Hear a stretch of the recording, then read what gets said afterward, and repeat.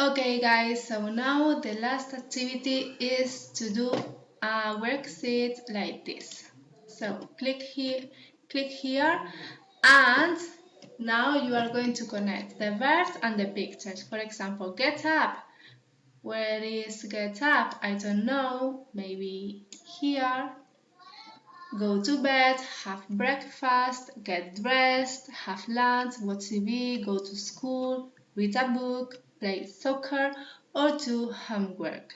So then you are going to click here, finish, and check my answers. No. Send my answers to my teacher. Yes. Send my answers to my teacher here. Then you are going to write your name and your surname, and then you are going to write your class 3C in this case. You don't need this.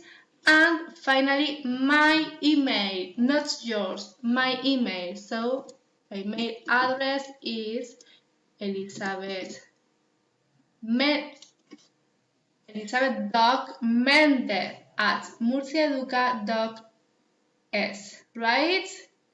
So now you are going to click here, send, and I need the subject, so this is for English.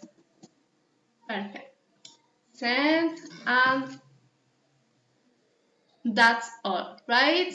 Bye bye.